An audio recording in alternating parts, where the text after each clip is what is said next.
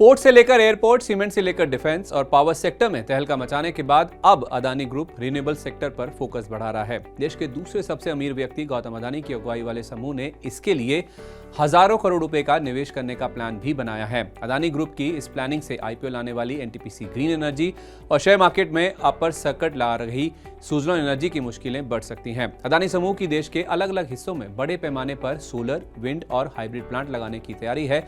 इसके लिए ग्रुप अगले कुछ सालों में 35 अरब डॉलर या भारतीय करेंसी में कहें तो करीब 3 लाख करोड़ रुपए का निवेश करेगा। अदानी समूह स्वच्छ ऊर्जा के क्षेत्र में नई परियोजनाओं में निवेश कर रहा है और ये सबसे बड़े निवेश में से एक है। एसबीआई की ओर से आयोजित इकोनॉमिक कॉन्क्लेव में एक चर्चा के दौरान अदानी ग्रीन एनर्जी के एग्जीक्यूटिव डायरेक्टर सागर अदानी ने बताया कि हम देश के अलग अलग हिस्सों में बड़े पैमाने पर सोलर, विंड और हाइब्रिड प्लांट स्थापित करने के लिए अगले 5 साल में करीब 35 अरब डॉलर का निवेश कर रहे हैं।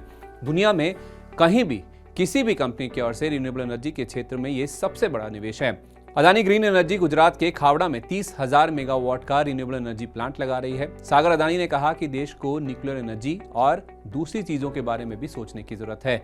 सरकार इस पर विचार कर रही है। उन्होंने कहा कि हम कुल निवेश का 85% स्वच्छ ऊर्जा में लगा रहे हैं, लेकिन हम देश में मांग की सिचुएशन के बारे में भी सोचते हैं। इसलिए हम खुद को रिन्यूएबल एनर्जी तक सीमित नहीं रख रहे हैं, बल्कि हम कोयले जैसे पारंपरिक जीवाश्म ऊर्जा पर भी काम कर रहे हैं। भारत की कुल बिजली उत्पादन क्षमता 452.69 गीगावाट तक पहुंच गई है। इसमें रिन्यूएबल एनर्जी का अहम हिस्सा है। अक्टूबर 2024 तक रिन्यूएबल एनर्जी आधारित बिजली उत्पादन क्षमता 203.18 गीगावाट है। ये देश की कुल स्थापित क्षमता का 46.3% से अधिक है। ये दिखाता है कि भारत क्लीन और non fossil fuel based energy sources पर अपनी निर्भरता बढ़ा रहा है। सरकारी आंकड़ों के मुताबिक कुल 203 गीगावाट रिन्यूएबल एनर्जी उत्पादन क्षमता में सोलर एनर्जी की हिस्सेदारी 52.12 गीगावाट और विंड एनर्जी का हिस्सा 47.72 गीगावाट है। सरकार की 2030 तक रिन्यूएबल एनर्जी से 500 गीगावाट उत्पादन क्षमता हासिल करने की योजना है। रिन्यूएबल एनर्जी सेक्टर की बड़ी कंपनियों में अदानी ग्रीन एनर्जी के अलावा Sterling and Wilson renewable energy, Tata power renewable energy limited, SJVN green energy और एनटीपीसी रिन्यूएबल एनर्जी लिमिटेड समेत अन्य शामिल हैं। NTPC renewable energy NTPC green energy limited की सब्सिडरी कंपनी ही है। वहीं Suzlon energy wind energy sector की दिग्गज कंपनी है। सोलर और विंड एनर्जी पर अदानी ग्रुप की ओर से भारी भरकम निवेश करने से सुजलॉन और एनटीपीसी समेत अन्य कंपनियों के लिए मुकाबला कड़ा हो सकता है।